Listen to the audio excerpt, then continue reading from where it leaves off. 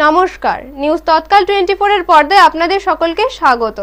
আপনাদের সাথে আমি ত্রিশাগ্নি। দেখে নিন এখনকার সংবাদ শিরোনাম। লংতরাই ভ্যালির রাস্তা স্বপ্নপূরণ, নিম্নমানের কাজের অভিযোগ। আধ্যাত্মিক জগতে গভীর শোক, উদয়পুর ব্রহ্মকুমারী সেন্টারের প্রজ্ঞা বেহেনজি চিরনিদ্রায় প্রয়াণ। কৈলাস শহরের দিনের আলোয় চুরি, জনতার হাতে চোরের শাস্তি। জুলাইবাড়ি উচ্চ বিদ্যালয়ে ৭৫ বছরের গৌরব উদযাপন, প্লাটিনাম জুবিলি সমাপনী প্রস্তুতি শুরু। মুমূর্ষু ক্যান্সার রোগীর জমি দখলের চেষ্টা, হুমকিতে পরিবার। জুলাইবাড়িতে নেশা বিরোধী অভিযান, সরকারি চালক ধরা মদ্যপ অবস্থায়।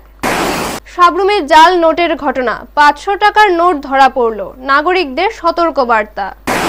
বাইখোড়া বাজারে আবর্জনায় আগুন, দমকলের তৎপরতায় বড় দুর্ঘটনা এড়ানো গেল।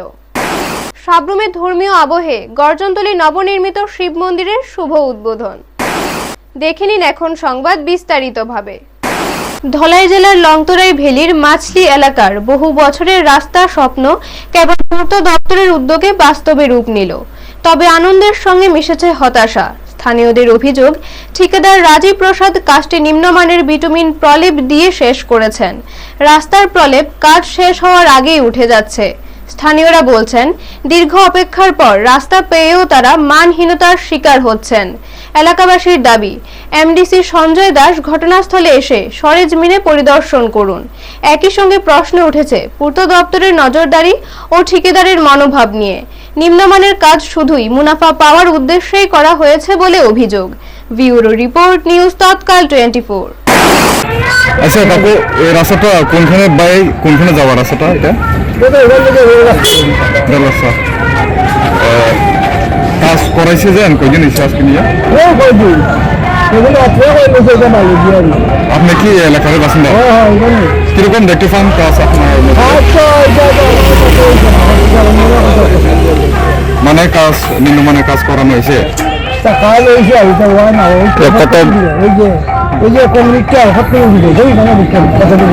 মানে ওখানে কংক্রিটের নিচে কংক্রিটটা দেখা যাচ্ছে। আচ্ছা আচ্ছা আচ্ছা, ওই দেখ এখানে কোনো মশলা নাই, কিচ্ছু নাই। এই দেখেন না, হাত দিলে ওঠে। কয়দিন এসে রাস্তা ৩-৪ দিন মতো করে রাখছে। ওই দেখেন এটা রুলার দিচ্ছে না, ঠিক ট্যাক্সি হইতো না তো। এটা তো পুরো এক লেয়ার ফ্রি হয়ে গেছে। এই লেয়ারটা দেখালে তো বোঝা যায় এই জায়গাটা। আর ওই জায়গাতে আমরা বাড়ির সামনের এই সাইডে প্রথম একবার দিছে, মানে কংক্রিট দেওয়া হয়েছে। এর দ্বিতীয় পরবর্তী যে কাজ হয়েছে ওই দিকতে আবার কংক্রিট দেওয়া হয়েছে না। কংক্রিট আদালতে দিছি না এদিকে না, এটি আগে দিছে। মানে আমি তো জানি, মানে যে টেন্ডার আইছে বা যে পাস হয়ে 2 লেয়ার দেওয়ার কথা। আচ্ছা, কোন জায়গায় 2 লেয়ার আছে, কোন জায়গায় 1 লেয়ার আছে। আচ্ছা আচ্ছা। আর তারা বেশিরভাগ মানে একটা কাজ করে কি রাত্রেবেলা কাজ করে। আচ্ছা, এটা সবচেয়ে অবাক করা বিষয়। আধ্যাত্মিক জগতে গভীর শোকের আবহ। প্রজাপতি ব্রহ্মকুমারী ঈশ্বরীয় বিশ্ববিদ্যালয় উদয়পুর সাব সেন্টারের পরিচালিকা রাজযোগিনী ব্রহ্মকুমারী প্রজ্ঞা বেহেনজি পরলোক গমন করেছেন। হঠাৎ ব্রেন স্ট্রোকে আক্রান্ত হয়ে তাকে গোমতী জেলা হাসপাতালে নেওয়া হয় এবং পরে উন্নত চিকিৎসার জন্য আগরতলার আইএলএস হসপিটালে রেফার করা হয়। চিকিৎসকদের সর্বোচ্চ চেষ্টা সত্ত্বেও তার মস্তিষ্কের প্রায় ৯০% ক্ষতিগ্রস্ত হওয়ায় তিনি শেষ নিঃশ্বাস ত্যাগ করেন। ১৯৫৮ সালের জন্মগ্রহণকারী প্রজ্ঞা বেহেনজি প্রায় ৩২ বছর ধরে ঈশ্বরীয় সেবায় নিজেকে উৎসর্গ করেছিলেন। সরলতা, শালীনতা ও আন্তরিকতায় তিনি অনন্য ছিলেন। আসাম, মণিপুর ও ত্রিপুরায় ব্রহ্মকুমারীদের সেবামূলক কার্যক্রমে তিনি শক্তিশালী স্তম্ভ হিসেবে কাজ করেছেন। বিশেষ করে বনমালীপুর, আড়ালিয়া ও উদয়পুর সেন্টারের বিকাশে তার অবদান চিরস্মরণীয়। গুয়াহাটি থেকে আগত আগরতলা সেন্টারের সঞ্চালিকা রাজযোগিনী ব্রহ্মকুমারী জোনালী বেহেনজি সমগ্র ঈশ্বরীয় পরিবারের পক্ষ থেকে শ্রদ্ধাঞ্জলি জ্ঞাপন করেন। উদয়পুরে ছুটে এসে শেষ শ্রদ্ধা জানাতে আসেন অর্থমন্ত্রী প্রাণজিৎ সিংহ রায়। সাংবাদিকদের মুখোমুখি হয়ে তিনি জানান, বহু বছর ধরে প্রজ্ঞা বেহেনজির কাছ থেকে রাখি গ্রহণের সৌভাগ্য হয়েছিল এবং তার চিরশান্তি কামনা করেন। ব্যুরো রিপোর্ট, নিউজ তৎকাল 24। प्रजापिता ब्रह्मा कुमारी ईश्वरीय विश्वविद्यालय के हमारे सारे त्रिपुरा और विशेष उदयपुर, गोमती डिस्ट्रिक्ट और दक्षिण त्रिपुरा के जो हमारे ईश्वरीय विश्वविद्यालय के शाखाएं हैं, उसका जो मुख्य प्रशासिका थे ब्रह्मा कुमारी राजयोगिनी प्रज्ञा देवी, उन्होंने अचानक कल अपना पुराना देह त्याग किया। आज हम उनके श्रद्धांजलि के लिए यहाँ इकट्ठे हैं। আমি এখন প্রজাপিতা ব্রহ্মকুমারী ঈশ্বরী বিশ্ববিদ্যালয়ের উদয়পুর শাখাতে আমি আছি। আজকের দিনটা অত্যধিক আমার কাছে মনোবেদনার দিন, কারণ প্রজ্ঞাবনজি বেশ কয়েক বছর যাবৎ শুধুমাত্র ত্রিপুরা না, বিভিন্ন জায়গাতে উনি যে সেবা করে গেছেন মানব জীবনের জন্য, এবং সৌভাগ্য হয়েছে আমিও উদয়পুরে থাকার কারণে প্রজ্ঞাবনজি খুব সামনে আসার সুযোগ হয়েছিল।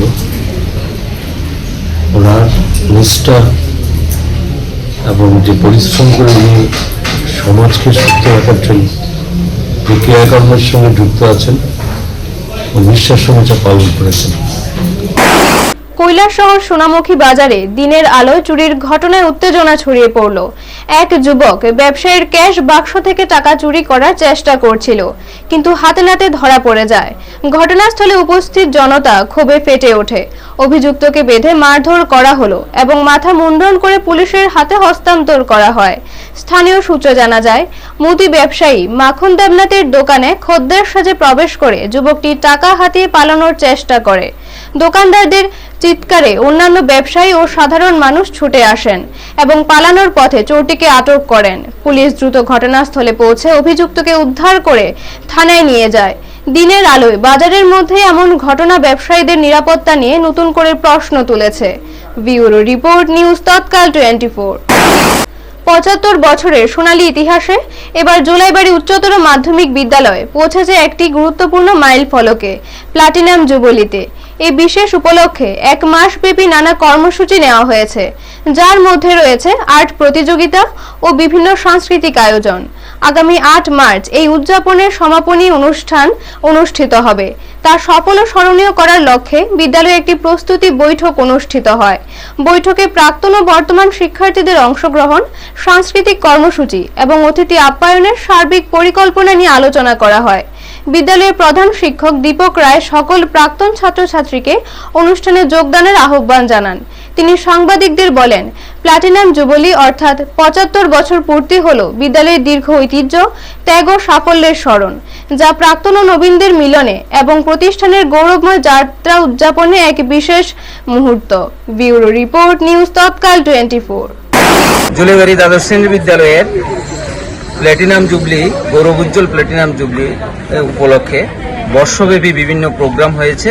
আমরা সকলে জানি, রক্তদান শিবির, স্বাস্থ্য শিবির, তারপর মহকুমা ভিত্তিক বসে আঁকো প্রতিযোগিতা, এগুলি শেষে আগামী 8ই মার্চ বিদ্যালয় প্রাঙ্গণে ক্লোজিং সেরিমনি অনুষ্ঠিত হবে।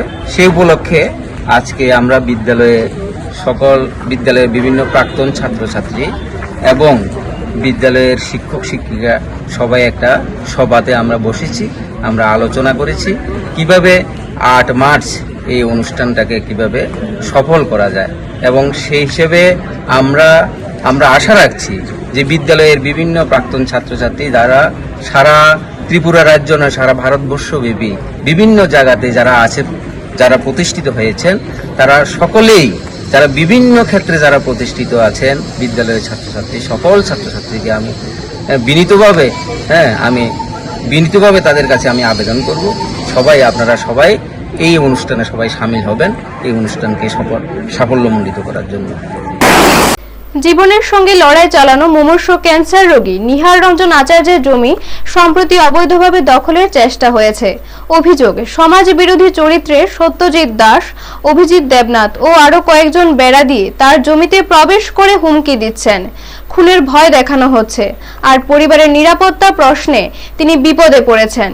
এনসিসি থানায় মামলা দায়ের করা হলেও অভিযুক্তরা এখনো বহাল তবিয়তে। নিহার রঞ্জন আচার্য মুখ্যমন্ত্রীর দৃষ্টি আকর্ষণ করে সুষ্ঠু পদক্ষেপ গ্রহণের পাশাপাশি নিজের ও পরিবারের নিরাপত্তা নিশ্চিত করার দাবি জানিয়েছেন। ঘটনা ঘটেছে আগরতলা বরজলা বৈরাগী টিলা এলাকায়। ব্যুরো রিপোর্ট, নিউজ তৎকাল 24। মূলত আমি তো ক্যান্সারে আক্রান্ত হয়ে দীর্ঘদিন ধরে চিকিৎসিত হইতে আছে, আর মানে প্রচুর টাকা খরচ হইতে আছে। 21 দিন পর পর আমার একটা ইঞ্জেকশন নিতে হয়, এটা বা ইঞ্জেকশনটার দামে 2,21,000 টাকা। এরপরে এখানকার মানে পুটিং চার্জার নিয়ে বা 2,40,000 টাকার মতো 21 দিন পর পর আমার খরচ করতে হয়। এখন এই পর্যন্ত চালিয়ে যাইছি, এখন তো আমি সরবরাহ হয়ে গেছি গিয়ে, আমার দ্বারা কোনো সম্ভব নেই। সম্ভব হচ্ছে এখন আমার এখানে কিছু জায়গা আছে, মনে হচ্ছে জায়গাটা বিক্রি করবো। এখন জায়গাটা বিক্রি করতাম গিয়ে এর মধ্যে এলাকারই কিছু লোক এটার মধ্যে বেড়া দিয়ে রাখছে, টিনের বেড়া দিয়ে দিছে, টিনের বেড়া দিছে, দিয়ে জল করে রাখছে। তো এইটি পরে আমি খবর নিয়ে জানলাম এরা ওইখানকার এই লোকে নেই, এই সত্যজিৎ দাস আর অভিজিৎ দেবনাথ, এরা এখানকার নেই, লগে আরো 2-1 আছে, তাইকে তারা বেড়াটা দেয়, এটা দেখে বলে। এটা অনেকদিন আগেও একবার আমরা ক্লাবের মারফতে একবার তারা বেড়া দিয়েছিল, আর ক্লাবের মারফতে বেড়া ভাঙিয়া উপরে উঠে দেওয়া হয়েছিল। তখন আবার লোকাল থানাতে দিয়েছি, থানার থেকে পুলিশে আবার তাদের বাধা দিয়ে গেছে। কিন্তু এরপরে রিসেন্টলি আবার তারা আবার বেড়া দিয়েছে। এখন বেড়া দেওয়ার পরে আমারে বললো যে আপনি আপনার কাছে জায়গা বেঁধে, আর নিলে আপনি এই জায়গা পাচ্ছেন না, আমরা এই জায়গা বেচতেছি, আপনার এই কেমনি বিক্রি করেন। নেশামুক্ত ত্রিপুরা গড়ার লক্ষ্যে দক্ষিণ ত্রিপুরা জোলাইবাড়ি ফাঁড়ি থানার পুলিশ বড়সড় সাফল্য অর্জন করেছে। গত রাতে বিশেষ অভিযান চালিয়ে 4 জনকে নেশাজাত দ্রব্য সেবনের অভিযোগে আটক করা হয়। তবে সবথেকে চাঞ্চল্যকর ঘটনা ঘটেছে সরকারি গাড়ির চালকের সঙ্গে। চালককে মদ্যপ অবস্থায় স্টিয়ারিং হাতে ধরে ফেলেছেন পুলিশ। গোপন সূত্রে খবর পেয়ে থানা এলাকা জুড়ে অভিযান চালানো হয়। জনসমক্ষে মদ্যপান ও এলাকার অশান্তি সৃষ্টি করার অভিযোগে 4 জনকে আটক করা হয়। কিন্তু আসল চমক ঘটে যখন পুলিশ সরকারি গাড়ির চালককে পরীক্ষা করে দেখে তিনি প্রচন্ড মদ্যপ অবস্থায় ছিলেন। ভিডিওতে দেখা যায় চালক নিজেকে নির্দোষ দাবি করার চেষ্টা করলেও পুলিশের জেরার মুখে কার্যত দিশেহারা হয়ে পড়েন। পুলিশ সূত্রে জানানো হয়েছে ধৃতদের বিরুদ্ধে আইনি প্রক্রিয়া শুরু হয়েছে। সরকারি চালকের এমন আচরণকে প্রশাসনিক নিয়মে চরম লঙ্ঘন হিসেবে দেখা হচ্ছে। পুলিশ স্পষ্ট জানিয়েছে অপরাধী যেই হোক সরকারি পদমর্যাদা থাকলেও কাউকে রেয়াত করা হবে না। নেশার গ্রাস থেকে সমাজকে রক্ষা করার জন্য পুলিশের উদ্যোগ প্রশংসনীয়। তবে যদি সরকারি কর্মীরাই এমন কাণ্ডজ্ঞানহীন কাজ করেন, সাধারণ মানুষের বিশ্বাসের প্রশ্ন তো উঠবেই। এখন দেখার অভিযুক্ত চালকের বিরুদ্ধে প্রশাসন কি ধরনের দৃষ্টান্তমূলক ব্যবস্থা গ্রহণ করে। ব্যুরো রিপোর্ট, নিউজ তৎকাল 24। মদটা খান ঢুকছো? হ্যাঁ, মদটা খান ঢুকছো? গাড়ির কাগজপত্র লাগেনি? সরকারি গাড়ির কাগজপত্র লাগে? অক্ষরে জানছো না? লাগেনি? কোন সেকশনে?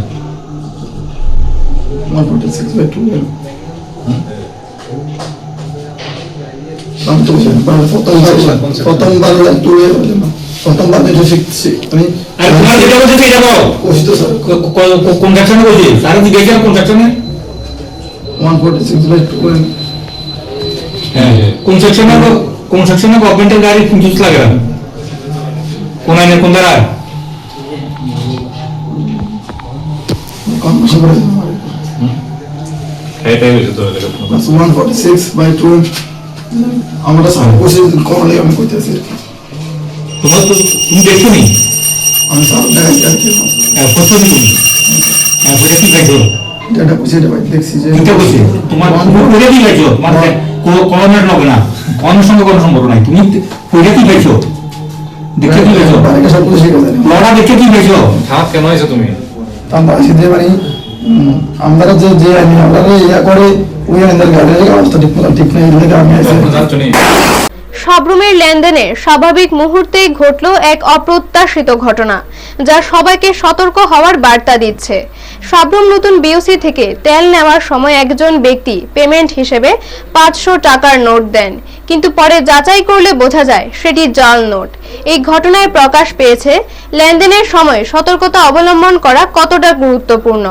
নোটের জলছাপ, সিকিউরিটি থ্রেড, মহাত্মা গান্ধীর ছবির রং ও মান, সিরিয়াল নম্বর এবং কাগজের গুণমান সবসময় খেয়াল রাখা উচিত। বাজারে জাল নোটের প্রবণতা বাড়ছে, তাই ব্যবসায়ী এবং সাধারণ নাগরিকদের আরও সচেতন হওয়া প্রয়োজন।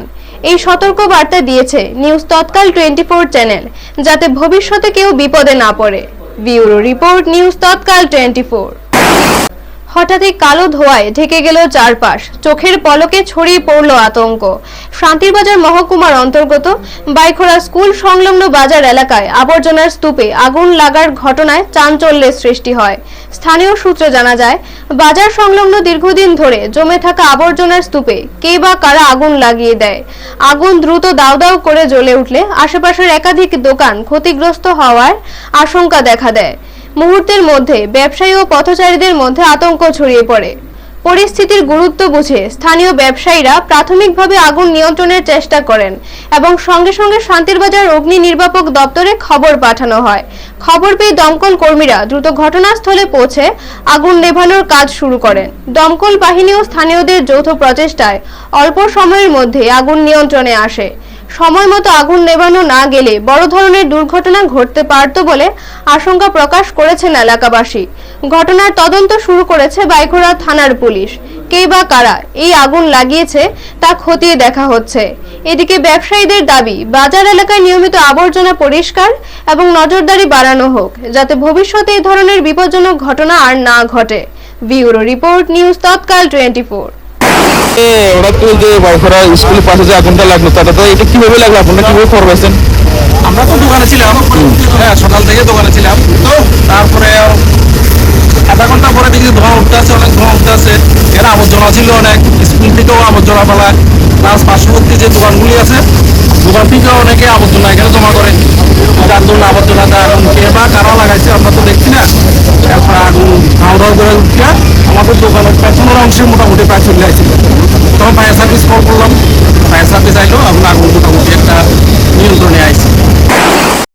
কিছুক্ষণ পরে যে আপনারা যে কাছে কল গেছেন যে বাইখোড়া থেকে, এটা স্যার মানে বিষয়টা কি থেকে আগুন তো আছে? এটা কোন জায়গা থেকে আগুন তো, এটা তো ডাস্টবিন, এটা মনে হয় কেউ বিড়ি খায়া ফেলাইছে হইব। আচ্ছা, নাহলে তো কেউ তো জানতে এরকম স্কুল সংলগ্ন বা বাজারের সংলগ্ন কেউ এরকম পড়া দিত না। এটা স্যার অনুমানে আপনাদের কাছে কল করাটা গেছে? আমরাই তো 12:55 এরকম হইব, এরকম টাইমে আমরা বাইরে হয়ে পড়ছি। এখন পর্যন্ত মানে আগুন কি আছে, নিয়ন্ত্রণে আছে আগুন। শঙ্করধ্বনি, উলুধ্বনি আর মন্ত্রোচ্চারণে মুখর হয়ে উঠল সাবরুমের গর্জনতলী এলাকা। ধর্মীয় ভাব গাম্ভীর্যের মধ্য দিয়ে রবিবার নবনির্মিত গর্জনতলী শিব মন্দিরের শুভ উদ্বোধন সম্পন্ন হয়। উদ্বোধনী অনুষ্ঠানে উপস্থিত ছিলেন সাবরুম নগর পঞ্চায়েতের চেয়ারপারসন রমা পোদ্দার দে, বিশিষ্ট সমাজসেবক শান্তিপ্রিয় ভৌমিক, আইনজীবী আপন দত্ত, তাপস লোধ, প্রদীপ দাস, সুনীল দাস, রঞ্জিত সিনহা সহ অন্যান্য অতিথিবৃন্দ। অতিথিদের হাত দিয়ে ফিতা কেটে মন্দিরের আনুষ্ঠানিক সূচনা করা হয়। এরপর ভক্তদের উপস্থিতিতে পূজা অর্চনা ও প্রসাদ বিতরণের আয়োজন করা হয়। অনুষ্ঠানে এলাকাবাসীর স্বতঃস্ফূর্ত অংশগ্রহণ লক্ষ্য করা যায়। আমাদের প্রতিনিধির সঙ্গে কথা বলতে গিয়ে মন্দির কমিটির সম্পাদক আপন দত্ত জানান, ভক্তদের স্বতঃস্ফূর্ত চাঁদার অর্থে এই মন্দির নির্মাণ সম্ভব হয়েছে। তিনি সকল ভক্ত ও শুভানুধ্যায়ীদের প্রতি আন্তরিক কৃতজ্ঞতা প্রকাশ করেন। স্থানীয় বাসিন্দাদের মতে এই মন্দির উদ্বোধনের ফলে এলাকায় ধর্মীয় ও সামাজিক কর্মকাণ্ড আরো গতিশীল হবে। ব্যুরো রিপোর্ট, নিউজ তৎকাল 24।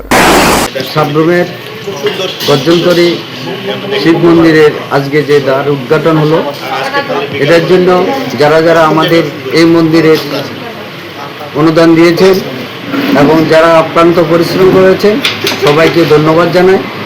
এবং আজ থেকে সাবরুমের গর্জনতলী শিব মন্দির একটা প্রতিষ্ঠিত ধর্মীয় স্থান হিসাবে ঘোষিত হলো এবং আমরা এলাকাবাসীর সবার কাছে আবেদন রাখবো, আপনারা এই সৌন্দর্য রক্ষা করুন এবং প্রতিনিয়ত তার যাতে সেবা করা হয়, শিবকে সাধনা করা হয় এবং শিবের মতন শক্তিমান হয়ে উঠে যায়, সমাজকে প্রতিষ্ঠিত করা যায়, এই কামনা করব এলাকাবাসীর কাছে। এবং যারা ধর্মপ্রাণ তারা যাতে এখানে এসে শিবের আরাধনা করতে পারে তার ব্যবস্থাও আমরা কমিটি থেকে আমরা সচেষ্ট প্রচেষ্টা চালিয়ে যাব। এখনকার মতো সংবাদ এই পর্যন্ত। পরবর্তী সংবাদের জন্য চোখ রাখুন নিউজ তৎকাল 24 এর পর্দায়।